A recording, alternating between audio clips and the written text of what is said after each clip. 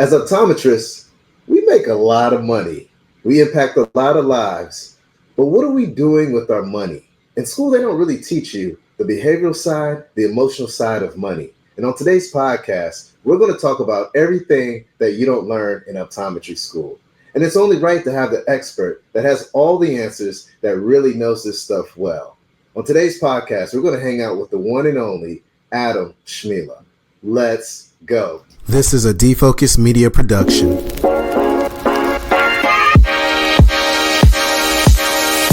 What's up, everyone? It's your favorite optometrist, Dr. Daryl Glover. And I'm Dr. Jennifer Lyerly, resident optometry nerd. And welcome to Defocus Media, optometry's #1 podcast, where we discuss the hottest topics, latest technology, eyewear, practice management, and more. So sit back, relax, and defocus. What's up, everyone? It's your favorite optometrist, Dr. Daryl Glover. Super excited today because we're going to talk about something that really impacts everyone's lives, and that's money. And as optometrists, as eye care professionals, we go to school, we take out this student debt, we make a lot of money, but one thing we don't really get taught about in school is how to manage that money, how we should even be manage that money while we're in school. And then also when we get out of school, we open up practices. And what should we do with those practices as well?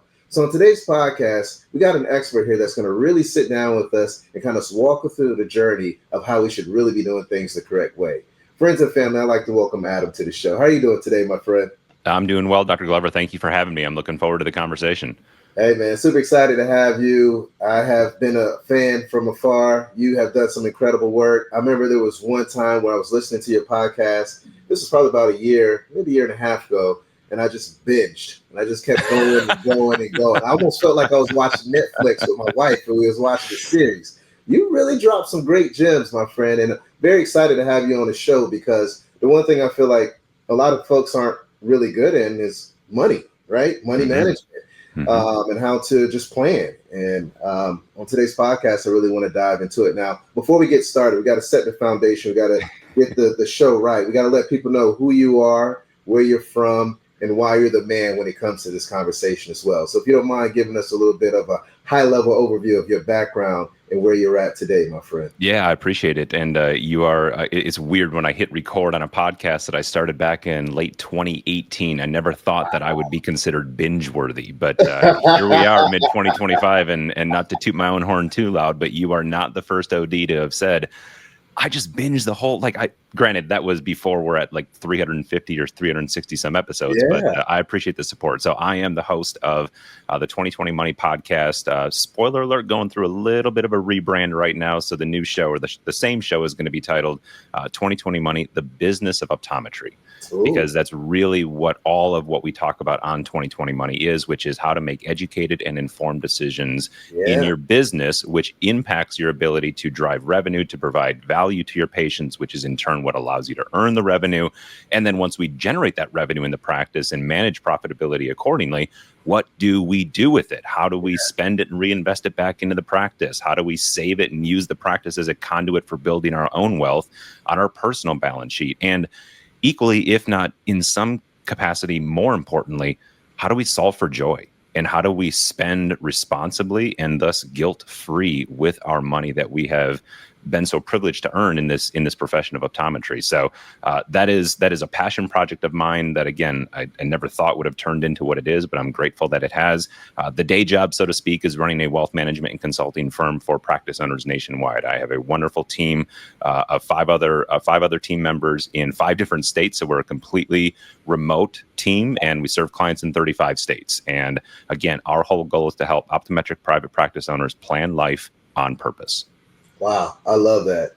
Drop the mic. I mean, fantastic. Well, thanks for having me. We'll see you. We'll catch everybody on the next episode, right? Now, one thing I will circle back on: my wife and kids, guilt-free, love to spend the money. So I have a household full of people that just make it rain every day, my friend. You know what I'm saying? So, super excited again to have this conversation, man. Let's just take it from the top, right? I mean, let's kind of paint the picture. A student starting optometry school, what should be the first thing that they should consider or think about? Because I think there's a lot of opportunity as a student to really get the ball rolling in the right direction That way, when you graduate from optometry school, you're setting yourself up for success from day one. So I want to take a step back and really start from day one optometry school. What should we be thinking? How should we be moving? Let's go. Well, so I hope that we've hooked everybody in, and now I hope we don't lose everybody, because I'm going to drop a word that nobody likes to hear. Uh-oh. And it's the word budget. It's even hard for me to say because I don't like that word, and I'm a CFP. I'm a certified financial planner. Now, so I'm not talking about budgeting to the extent of, well, how much are you going to spend on groceries on a monthly basis? My point in that is budget as best you can to understand what it's going to take to underwrite your lifestyle in optometry school, because the one thing that they don't, or there's a lot of things that they don't tell you about preparing for the financial implications of going to optometry school. But one of those things is the amount of student loans that you have the ability to get may not be the entirety of what you actually need. And there can be a very big disconnect, or I should say, and look, I live this directly. My wife is an optometrist, graduated from IU class of 2011. And so when we were together and we were going through, and she was going through optometry school, you get the loans and you're like, oh, I'll have time to pay that back. It's not that much, right? The monthly payment won't be that much.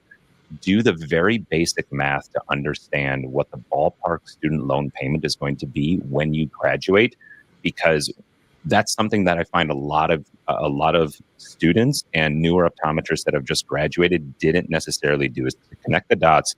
What does this loan balance mean in the context of what it's going to mean on a monthly payment on the other side? And I'm not telling you to be stressed out during optometry school because you didn't take out enough student loans. My point is balance.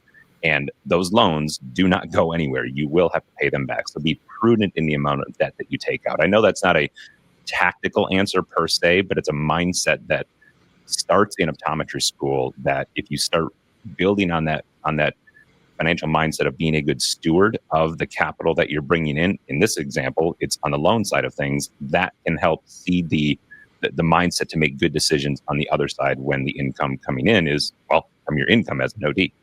Yeah, I love that. And what I take away from that is budget, balance, mindset. Yeah. And I think that mindset is very key, right? Because it creates discipline. And if you can be disciplined while you're in optometry school, just from a financial side, yes, you'll win. But also that starts to roll over into being able to study. That rolls over into, continuing education. It's so much that you could take from just those three things that you mentioned, right? Because it doesn't just have to be a financial side. You can just budget, learning about optometry. You can balance optometry work-life balance. There's so much you can do with the mindset piece too. So I really appreciate you being transparent about that. Now, one thing that I hear, I mentor a lot of students, and one of their big concerns now is the cost of boards. If I hear one more time, boards is going up, or I have no money to pay for my boards, I'm going to go crazy, right? But I understand what you just said, but what advice do you have for students to, manage when it comes to board time and paying that big cost?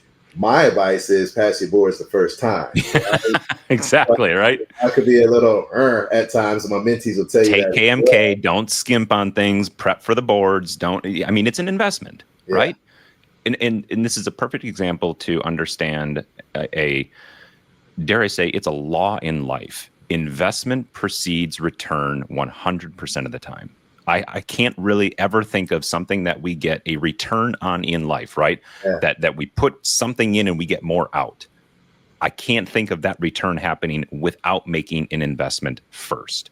Right. And an investment in your boards is, look, Captain Obvious statement here. It is one of the keystone domino pieces to fall in your career. If you do not pass boards, do not pass go, do not collect an optometrist salary, do not own your own price. Like, you have to do that. So if we want, to your point, a phrase that my grandmother always taught us that resonated really well, and it's another example of where it's coming up, is if you don't take the time to do something right the first time, when the heck she used a different word, when the heck are you going to find time to do it again? And in the context of this, we can use, when are you going to find the time and money?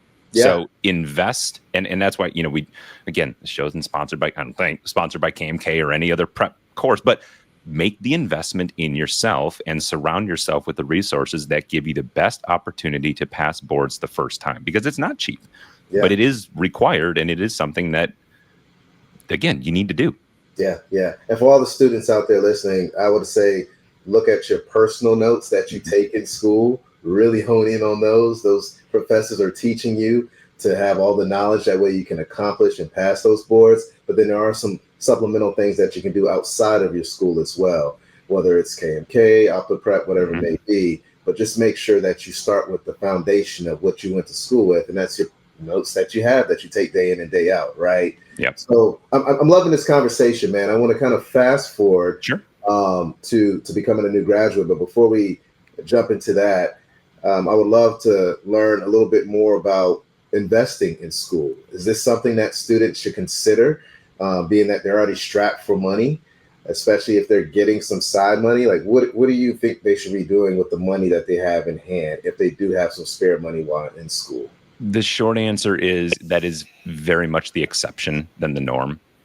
So I don't want to spend too much time on it. Look, I guess all I would say is, if you're in that position where, because of family planning, where your parents or your guardians did a great job of preparing you for education, and because of all that, you're a TA in a class and you've got some extra income and you don't have student loans, yes, okay, then we can talk about the ABCs and 1, 2, 3s of investing, and the fact that, look, investing nowadays, relatively speaking to what it was even 20 years ago, is so easy.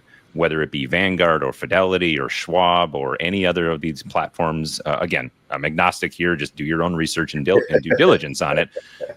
Opening up an account and starting on a monthly basis just to begin the process. And as you mentioned earlier, we're building a habit. So much of the money decisions that we make in life, through any filter, through any lens, come down to habits. And James Clear, the author of one of my favorite books that I read, maybe not annually, but definitely every 2 years, Atomic Habits, a pivot or a keystone phrase that he has in that book is, we don't rise to the level of our goals, we fall to the level of our systems. And the system of building that habit of just getting used to investing on a monthly basis is a great way to seed that foundation, so that when you do graduate, it's already become a fabric of who you are. Your savings habits are dictating your spending habits instead of the other way around, which is what the vast majority of people do. We spend first, and then we get to, maybe if we get around to it, we look at our bank account on a monthly basis and say, what's left? Well, should I invest it? The best way to be successful in doing this is to figuratively not even have the money in the first place. Have it come right out of your paycheck into your 401k. Baby. Exactly. Yeah. So that would be the quick trip down the investing 101 lane. What I really want to emphasize, as a student listening, if you have a little bit of that anxiety of, maybe you're a little bit more in tune to personal finance and how investing works and compounding interest and those things, and you feel a little anxiety that you're not doing this, and that's amplified because all we see on social media, TikTok, Instagram, is get rich quick and these great ways to build wealth, and you got to be like, just pause. As you mentioned in the beginning of the show, this is a phenomenal profession that allows you to earn, this would open up a whole nother conversation, an unlimited amount of money, right? As a practice owner, you are in control as to how much income you make, translate how much value you deliver to as many patients as you can in as many locations as you want, which drives the amount of revenue that the practice produces. So all that to say, don't feel bad that you're behind the curve. That just comes with your career. That comes with this profession.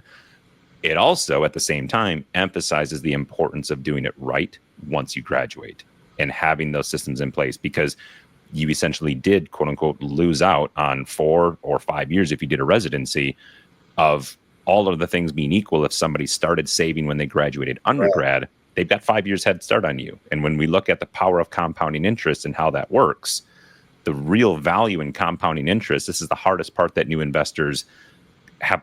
This is the hard part that they have a challenge grasping. The benefits of saving and investing, like we're talking about, don't show up for, candidly, decades. It takes a long time for compounding interest to work. So start early, but don't beat yourself up too much if you're not able to do that right now in optometry school. I love it. So, I mean, that was a good segue into a new graduate, right? You're coming out of school, you're getting that big check. I mean, I feel like some of these students are getting NBA checks, right? You know, Yeah. they get big numbers thrown at them left and right, you know. But let's kind of move into that phase, and let's really get into the emotional and behavioral side of money when it comes to this, because I'm nervous about students coming out of school making a ton of money and not investing right away, not managing money. Because to your point, compounding interest, I mean, that's a life changer. Yep. It changes generations, right? And Yep. if you do it right, you can really make an impact, not just in your life, but many generations down the road. So I'm going to kind of pause here and let you just take the show, man. Yeah, as a student, ready to learn, got my pen and paper here. Let's make it happen, Adam. So it's not the, I don't know. I gotta figure out a better way to talk about it. I think of it as reverse sticker shock. Okay. Like we have this, you go from making nothing, Yeah. right, to living on loans, to now, if you're coming in as an associate in a private practice, or in you know, whatever the modality is, let's just say you're a non-owner, you're working as a one full-time equivalent in a practice. Let's just use the example number of $150,000 a year. Okay. That's $12,500 per month that an OD is making, having gone from making nothing. Yeah. Again, maybe they teched, or obviously I'm assuming they've had some type of summer job in the past or worked in high school, but 12.5 in 1 month might be more than they've ever made in their entire life in a year. And so it's a very, again, you're going to find a common theme in this conversation.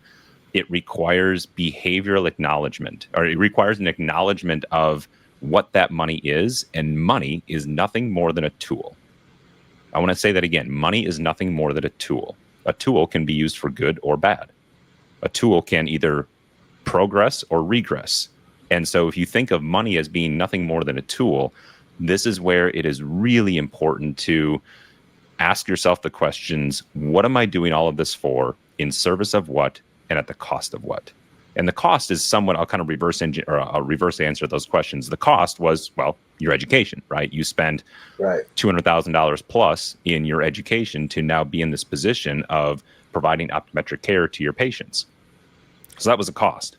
The most important two questions there are, well, what am I solving for? What am I doing? Like, what do I want? What do I want? And don't feel bad about what you want. Be unapologetic about that, but be prudent in how you accomplish it.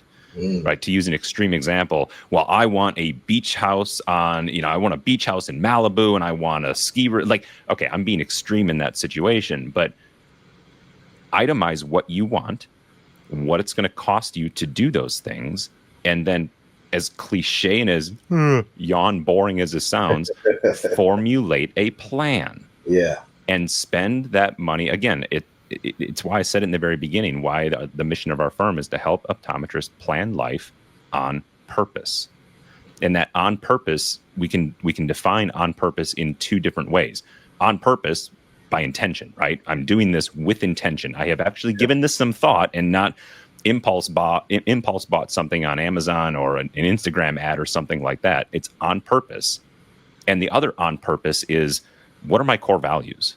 What do I want to do? What is important to me? One of my friends has his, I love the way he has his, he takes it, dare I say, another step further. He has his financial purpose, or statement of financial purpose. And his statement of financial purpose, how he and his family make financial decisions, is spending quality time with family, primarily outdoors.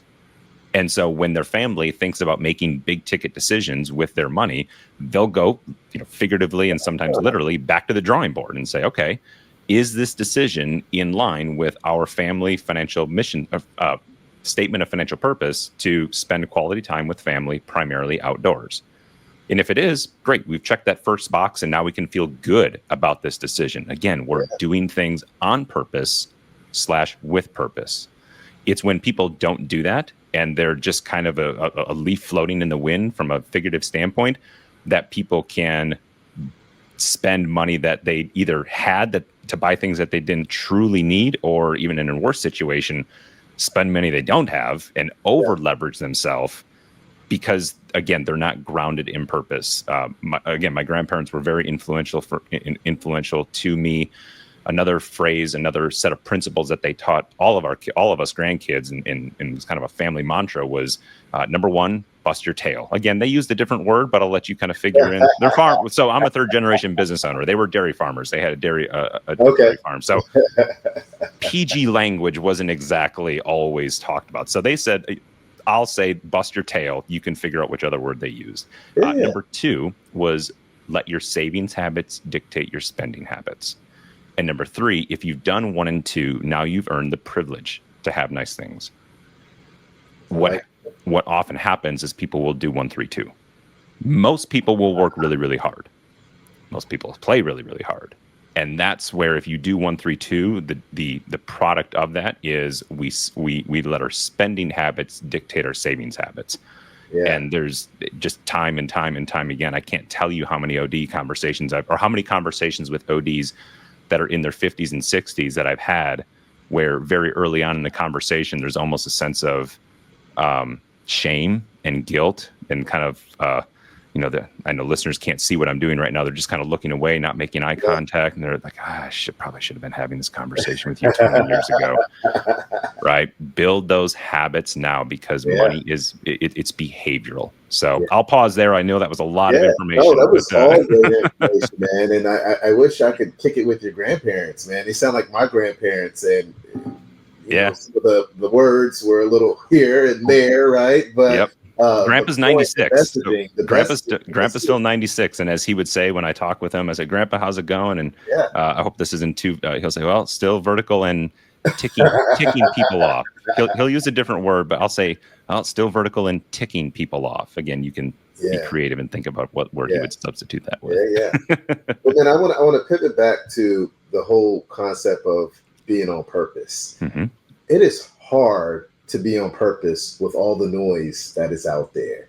And I feel like we are now in an age with social media, with the news, this lifestyle of balling and making it rain. And I need this new car. I need this new iPhone. I need this new home.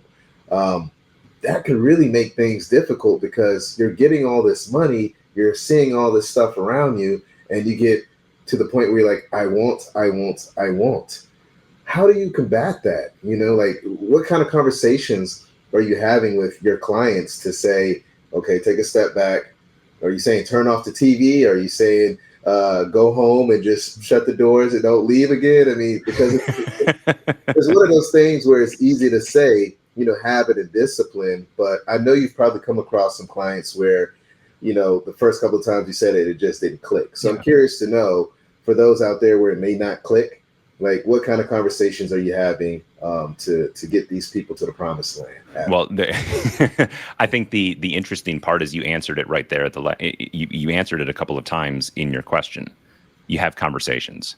Mm-hmm. And look, I know not everybody listening right now is working with an advisor, and that this is by no stretch a plug to find an advisor. Have a conversation with someone. Yeah. Maybe it's your parents. Maybe it's your best friend. Maybe it's your grandparents. Yeah. Maybe it's a mentor of yours. The owner of the build a relationship with someone that's been there, done that, got the T-shirt, right? Because as young ODs, there's a great quote, and I'm going to butcher it, but basically paraphrasing, it's the idea of making sure that you have mentors in your life, because nobody lives long enough to make all the mistakes and learn themselves. Like, learn from others that have made mistakes in the past. Man, I say that all the time. Learn through other people's experiences, right? Exactly. And I'm better said. Thank you. I'm a big advocate for mentorship, and I'm a firm believer that you should have mentorships in all aspects of your life, whether it's spiritually, physically, mentally, financially. You want to find people that can help to get you over the edge, because I want to be able to not have to bump my head. I want to be able to live through their experiences to get to where I want to go faster and quicker as well. It's almost like compounding interest through other people's years of experience to get you to the promised land, right? So I think that's a great response. I mean, you guys got to have conversations, whether it's with a mentor, a loved one, financial planner, advisor, whatever it may be, but you just want to make sure that you start having those conversations. Well, I appreciate that. And I'm going to sound like, first I'm going to yell at kids to get off my lawn, and then I'm going to go out and yell at a cloud. The old Simpsons, I'm going to sound like an old guy here. I feel like that response and that advice can sometimes be amplified in today's world because we're not used to having conversations. Everything happens online. Everything happens in forums. Everything happens on social media. Everything happens through text messages. Yeah. And while there is certainly, and I'm not discounting the value of those other mediums and platforms, rather what I would say is, given all of those other platforms, there still is no substitute for essentially what you and I are doing right now. Right. Having a conversation in real time, playing off each other's emotions, playing off each other's body language, being the best first-rate version of yourself rather than a second-rate version of what you think an online group wants you to be, or a text message wants you to be, or like just be who you are. Because when you do that, I have found in my in my life, personally and professionally, the times that I experience the greatest amount of growth are the times when I am most vulnerable. Yes. And it's really difficult to become vulnerable, to A, let people know that you're vulnerable, B, do it in a trusting space, and then because of those two things, have the product of experiencing that growth. And we buy everything in life on emotion. Everything gets bought on emotion. And to your point, companies and our economy in general spends billions of dollars on marketing to tap into that emotion. Yeah. And people will tell you. We're doing it as eye care professionals, right? If you own a practice, you want to have an amazing marketing program or plan to get patients to buy into what you have. We talk about the patient experience, right? What is an experience? An experience evokes emotion, right? Right. Yeah. So this idea of buying on emotion, one thing that I'll say, and I've experienced this myself, as well as in the work that our firm does with relationships. And listeners might have heard this before, but I'll say it again just because, if for no other reason, to emphasize that it is true. Money is certainly, Jim Rohn had a famous quote that said, money isn't everything, but it's right up there with oxygen. I'm not discounting that. But what I will say is, once you have taken care of your basics, right? Go back to Maslow's hierarchy of needs from a financial standpoint. Once you take care of your basics, the idea that filling up your life with shiny toys, shiny objects, the material things in life, as Dave Ramsey would say, people buy things that they don't need to impress people they don't want with money that they don't have. Yeah. That the idea of doing that, thinking that it's going to bring you happiness, is patently false. Now, those toys, those luxuries, those things, those goods, if they are connected with something that brings you joy, and that really is something that is a part of who you are, right? If you absolutely love being on the water and you grew up on the water and you love boating and the lake house is a dream of yours, awesome. Put together a plan to figure out how to make that happen. But buying a $100,000 plus car just when you're right out of school and taking on a $1,200 a month payment for 7 years because you think that you deserve it or that you earned it because you have a couple of letters after your name, not to sound harsh, but no, don't do that, please. I'm begging you, please don't do that. Wow. So there's a line to find, and the hard part in this conversation is I can't tell a listener what that line is. I can tell you that it exists, and I can tell you that if you cross that line and you start solving for material things because you think it's going to bring you joy, I can promise you. I try and hesitate from using absolutes like always and never, but I'll say there's a 99.9% chance that at some point in your life, you will realize that all of those decisions, trying to buy material things, solving for happiness, did not work. Yeah. So invest the time on the other side of the line. Figure out what truly brings you joy, what truly excites you in life, personally and professionally, right? We could pivot this conversation and talk about what excites you about this profession. How do you want to practice? What kind of patients do you want to take care of? In what form? In what modality? What's the standard of care? But this is financial, so we'll stay in that sandbox. Define that line and figure out what it is that you're solving for in life on the personal side of things, and use money again as that tool to solve for joy. So I love where we're going now, because I'm gonna spin off to this direction. All right, so we talked about being an optometry student. We talked about new graduate. We talked about being intentional, purposeful, having a plan, budgeting, all that jazz. Now we're at the point we get out of school and we get married. Now you got to consider another person. Mm-hmm. How do we get that other person on the same page to be able to be financially free and to be able to make sure that we're doing the right thing with our money? Because two different personalities, two different upcomings, that could be a wild show. Let's just say Yep. that. I've been blessed that my wife and I, she trusts me, and we're good to go, right? But what does that look like with conversations for these new graduates? Because that's the next step, right? Get married, have babies, then go retire or whatever it may be, right? So I'm curious to know how that looks from a conversation with you and your clients. I'm chuckling because you said get married, have babies, and then retire. It's like there's a few things that happen in between having babies and retire. But hey, man, you know what? We can go into all of that, but I know we don't have all day to do the I know.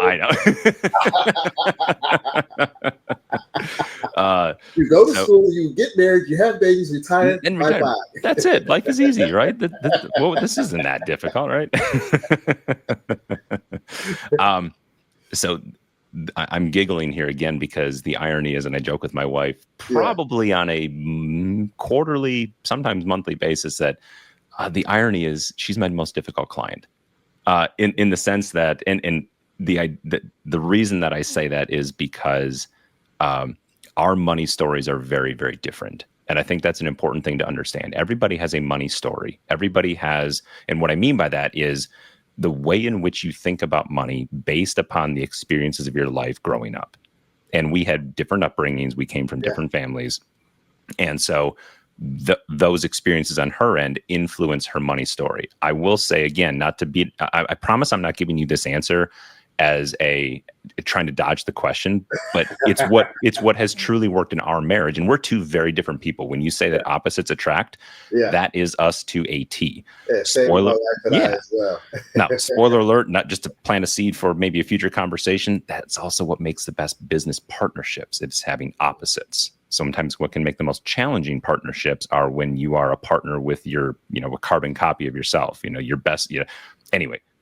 There is a reason why they say opposites attract, and we are opposites. But what makes it work for us is constant communication and sitting down and, again, hitting the pause button and saying, what are we truly doing all of this for?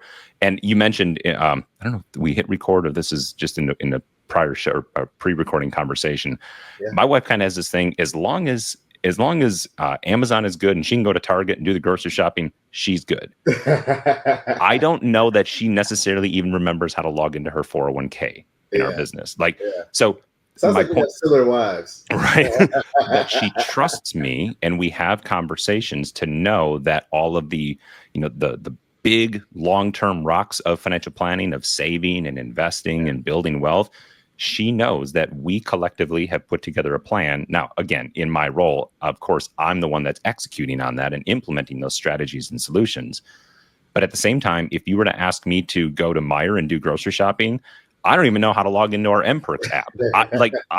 I'd be all thumbs walking into the grocery store. But it's a team. It's a team, exactly. And that's what, not to take this too deep here, but that's what a marriage is. Yeah, it's you are a team. And one thing that we, and again, I just use the word, we exist. It's not I and my. It's not my money. It's not her money. From the day that we said I do, and look, there's a spiritual component to who her and I are. We're both strong, devout Christians. And so our position is, it is us. Yes. We got rid of the I's and my's. It's we, our, and us. And so when you embrace that ideology of who you are now collectively as a unit, it makes all of the decisions. It doesn't eliminate them. The decisions still need to get made and the plan still needs to be put in place.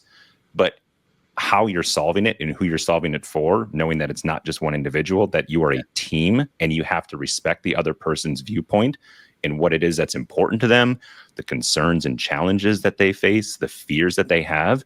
You can't discount those just because you don't share those as well. I love it. We, our, and us.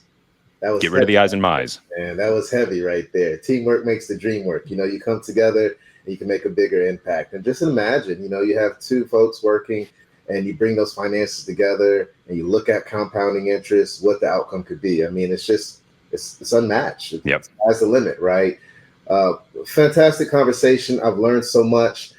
if we had to leave our listeners with something that they could potentially go out tomorrow and implement, or if there was something that you really wanted them to take away from this conversation, what would it be, Adam? Oh boy. There's like 18 different things coming to my mind right now.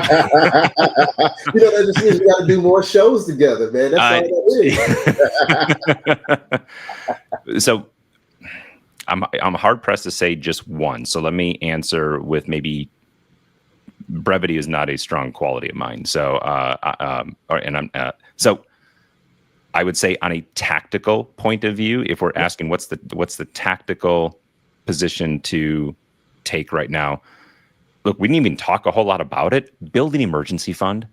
Okay. Get a rainy day fund. Get to the point of having at least 1 month's of expenses in a high yield savings account, something that's earning something. Rates right now at the time of this recording, late summer of 25, rates are in the low to mid 3% range. It's better than getting 0% in your checking account. So a very low hanging fruit action item that you can take just to get you kind of immersed with making proactive and empowering decisions with your money.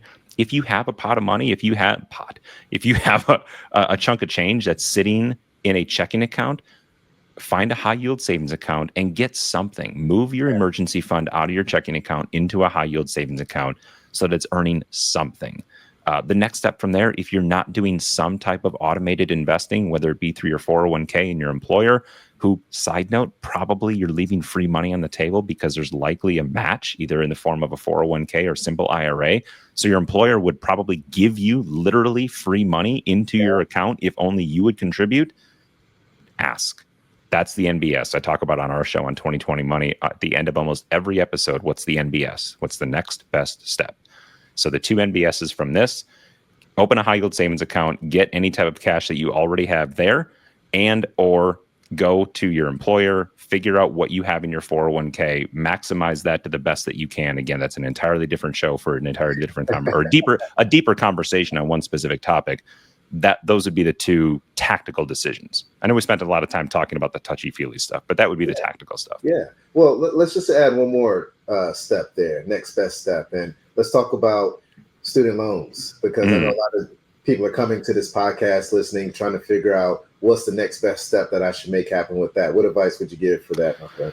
So you had to go there. Like, did I open a can of worms? I know. Well, so I will try and be, again, concise in the answer. The asterisk with it is not to get political, but I will. I was loving when people, no offense, but no, so you're getting ready to offend me. The challenge with student loans is they have been, for lack of a better word, politically weaponized by both administrations in the past, basically since COVID. So with the huge asterisk that the only thing that's been constant in student loan planning has been change. Obviously everybody's situation is different. If you're struggling in how to repay them, the general rule, again, I'll say general rule of thumb, is that if the outstanding balance of your student loans is more than roughly 2.5 to 3 times your income, it is likely prudent for you to consider some type of income-based repayment plan. We used to have SAVE, IBR, IDR. Now Trump's new One Big Beautiful Bill Act came out with, brain cramp here. There's a new PASS. It's a 3. I'm blanking on the acronym for student loan repayment plan. My point is there are plans out there. Explore those. If your balance is less than if the student loan balance is 2.5 times to 3 times or less than your annual income, it is likely going to be more prudent to put together a pay down strategy and pay them off likely as quickly as possible. If you're I almost said shameless, but I'm not shameless. They're phenomenal stories. I had Doctors Joel and Zach Holland on 2020 Money. I can send you the links if you want to list it there. Collectively between the two of them, they paid off, I think it was $640,000 of student loans from optometry school. Wow. They're both ODs up in Minnesota. Yeah. He owns a practice. She's an associate in a different practice. And their story is phenomenal. It's inspiring. It's tactical. Yeah. So don't think, if you're listening, I'll never pay these off. I have way too many student loans. Well, there are two of your colleagues out there that paid off over $500,000. I mean, we're creeping up on $750,000 in student loans. Yeah. And they didn't take 20 years to do it either. Yeah. There's the tease. Yeah, that's awesome, man. Well, hey, Adam, this has been fantastic, man. I've learned so much, and you're just a wealth of knowledge. Pun intended. Right? For those that are listening and they want to binge out and geek out like I did to your podcast, if you don't mind maybe sharing that podcast and also how they can connect with you if they want to leverage your services as well, my friend. Yeah, appreciate that. The best place to find all the information that we're putting out there is on our website, integratedpwm.com. So integrated planning wealth management, integratedpwm.com. You can also search 20/20 money as if in refracting 2020 money on any of your podcast apps, Spotify, Apple, Stitcher. We're on all the major platforms. 360 episodes, I think, and counting. I've loved producing that show, and the whole goal, again, is to help ODs, help practice owners make educated and informed decisions in their business, with their money, and in their life. I love it, man. Thank you again so much for being on the show. For all my colleagues out there, make sure that you budget. Make sure that you have that mindset. Make sure that you plan. Make sure you find that balance. Make sure you live through your mentors. Make sure you connect with the planner, because we're making a lot of money, you guys. And the last thing you want to do is get to your 60s, 70s, and you look back and you're like, what the hell happened to all my money? Don't ball out every day. Practice compounding interest. Take it to the next level. So when you do retire, you're balling like crazy. But during that time, also make sure you have your core values that help to guide you to get there. Friends and family, this has been fantastic. For everyone that's listening, make sure you stay healthy, stay positive, and stay blessed. And until next time, peace. Hey, family, if you enjoyed this full podcast, don't miss out on more engaging content. Check out the next episode right here. And for the latest updates, hit that subscribe button and ring the notification bell. Your support means the world to us. Catch us in the next episode. Peace.